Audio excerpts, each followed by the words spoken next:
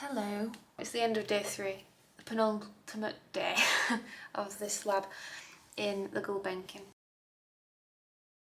So yesterday is when we had all the cast rehearsing, so we had the character of the mother and the father joining the protagonist character, Jo, and the 2 drag queens. And we run through the 2 main arias that the mother character and the father character perform. So that's a baritone aria and a soprano aria.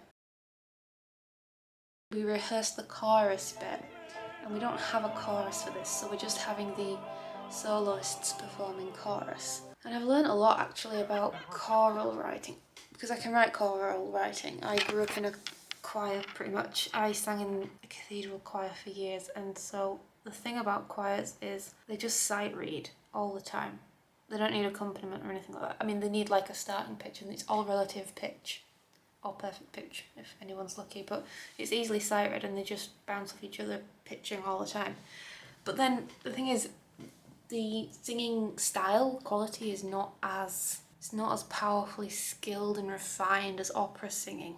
For the chorus, I'd written a choral part and I'd kind of treated it like a cathedral choir would sing, and I naively thought that opera singers would be even better at sight reading, but it's a different skill set. So we had to do a lot of rehearsing and going over it.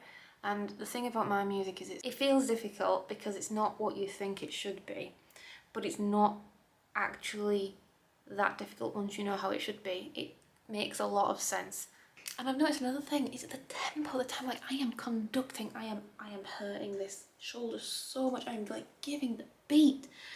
And they don't look, they're very much soloists, they're off singing, but I don't know how to deal with it because I've got to keep them together, and we have this headphone part that's pre-recorded that's got to keep together with the music. So the pianist is amazing, teaching them the music and also pushing through, because they hear the piano and they follow the piano before they follow me. So that was yesterday, and today we went over it again. We went over the chorus part again because literally the singers just didn't know it. Apart from the protagonist, the performers playing the mother and father, their voices are very, very, very developed. Just huge orchestras coming out of their mouth. I feel a bit absurd conducting them. I was so tired last night and I was falling asleep, and then when I closed my eyes the music was playing in my head and I could read the score, and then I started conducting in my sleep, and then I woke up because my arm was moving. Yeah. That was a new experience, and I keep conducting like nothing is clear enough. It really hurt my shoulder. It's so difficult to control them, and that's probably because I'm not a conductor. And today we went over the chorus again. We got better at it, and then we went over the whole thing, perfected the arias, and we did some blocking as well. We got the table out. I'm not in charge of any of that. George, the stage director and librettist, he was organising it, setting it up, telling me where to go, which is fine, just telling me where to conduct from. And we've got the headphones working now. So the headphone part that we have in the score plays through one of the headphones, and I'm controlling that with one of these clicker things. Yeah, so that's what we did today. Oh, we have the videographer, cinematographer, documentarian, I don't know what to call them. They go around, they're documenting the whole thing, they're filming it. So I got interviewed today, and he asked me some questions about, I can't even remember like what was the inspiration.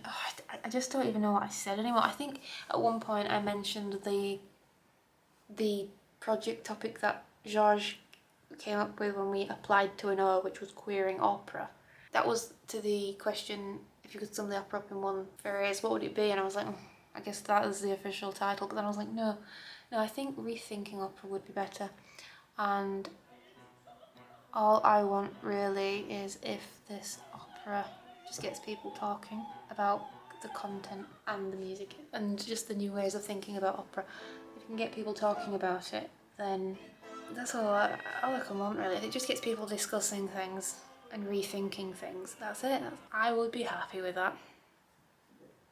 I mentioned, because we have a cabaret singer in this, and I'm not saying that opera should become cabaret, I'm not saying that at all, but I like the juxtaposition of throwing something in that, like that, just to force people to rethink what they think an opera is. I have to just say here for the record, I value opera singing technique and the skills that go into it, and I don't actually think we should get rid of that. I'm just enjoying the juxtapositions we've got going on. using this medium that is so imbued in its own history in order to say something about a topic that's more relevant today.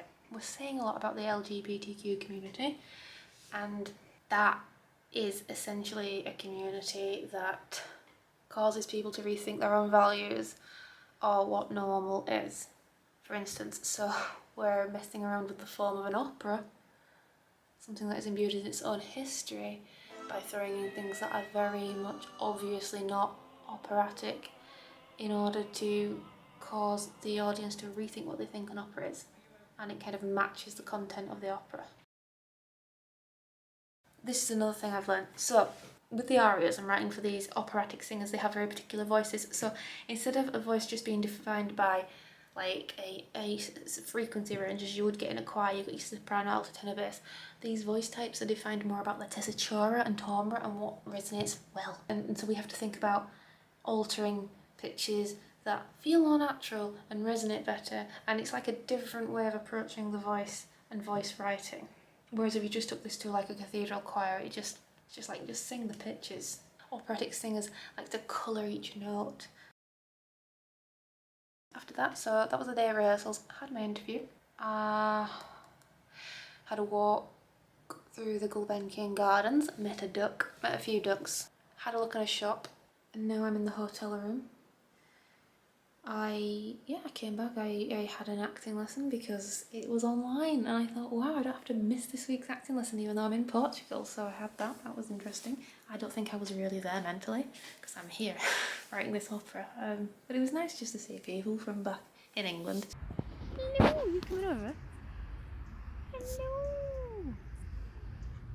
Hello! I don't have any bread for you, I'm sorry. Hello though! Oh, you love this. Okay, I'm gonna leave you now. I know, you're like, oh, I know you got a friend. Well, here we have the Gulbenkian. Well, it's the whole thing. But here's the entrance I think I'm going. Somewhere over there, in all that architecture. There's another room, the big main concert hall thing. I had a look at it.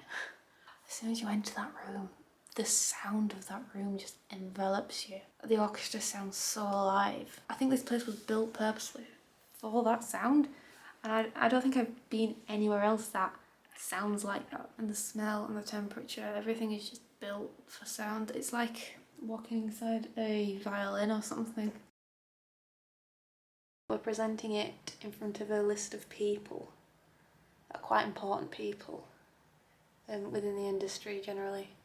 A mixture of people like stage directors, composers. It's like important people from within the industry, so I'm very stressed about that. So tomorrow is the last day, another day of rehearsals, and the big presentation. Oh, and we can get some feedback on it as well. Yeah, and I hope the feedback's not too bad. We were trying to figure out what would be the negative if there was any negative feedback, and potentially they might not like it because it's not serious enough, not serious opera enough. I wrote my PhD on this kind of thing. The avant-garde, they like to be avant-garde and serious, and if you deviate at all in any way from any of these established norms of the avant-garde way, then it's wrong for some reason. It's not artistic enough. Even though it might be forward thinking because you're technically breaking that established norm, but people don't think about things like that, do they? They just instantly reject anything new. But the thing about this is it doesn't always feel new because it might be consonant, and obviously consonance to people means going backwards, but it doesn't have to. I don't think it has to. But I think that's why it's apt for this opera, because it's all about breaking boundaries but trying not to think about things in terms of boundaries, because that's where the problem lies, thinking about things in terms of boundaries. If there were no boundaries, none of this would matter. We would just enjoy life, enjoy music, enjoy being whoever we wanted to be, regardless of the label, regardless of whether it was serious enough or whether it deviated enough. I probably need to do another video where I explain that in more detail. Oh, last night I saw the sea, which people here call the river. There were two ducks there on the beach, looked like they were on a date. Yeah, I went with the protagonist of the opera, the person playing Joe. So that was nice. I'll stop talking now.